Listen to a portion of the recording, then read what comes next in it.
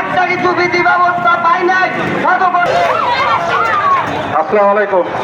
আমি বদরগঞ্জ থানার second officer বলতেছি, থানার পক্ষ থেকে অধিকার আমার পাঠাইলো আপনাদের অবস্থান কর্মসূচির এখানে যে হত্যাকাণ্ডটা ঘটেছে কিছুদিন আগে, এটা মর্মান্তিক।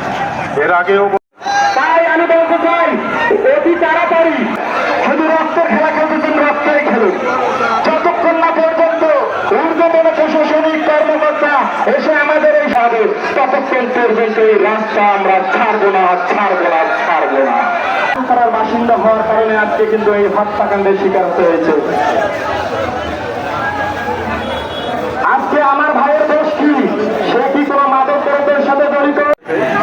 এর মধ্যে 3 জন আসামি গ্রেপ্তার হয়ে আদালতে আছে। আর রিমান্ডের বিষয়টা যেটা বললো সেটা হচ্ছে আদালতের এখতিয়ার।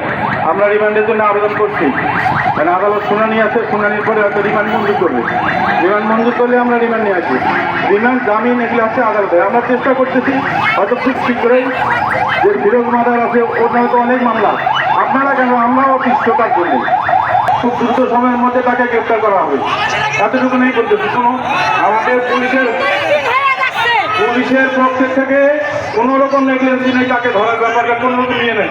তবে আপনাদেরকে নেগোসিয়েট করতে হবে আয়ুর সঙ্গে, বা আমাদের সঙ্গে নেগোসিয়েট করতে হবে। আপনাদের যদি বদরগঞ্জবাসী নেগোসিয়েট করেন, আমাদের সঙ্গে সহযোগিতা করেন, তাহলে আমাদের পক্ষে কোনো অসম্ভব হবে না, অসম্ভব কাজ সম্ভব করা যাবে। আর যদি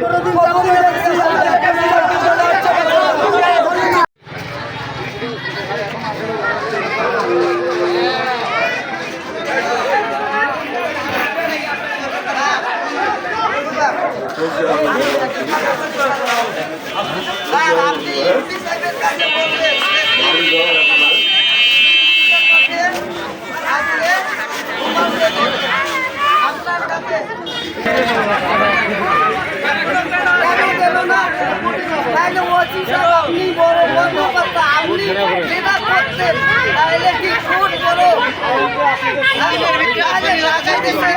এই টাকাটা কোন নেতা দিল, কোন নেতা দিল?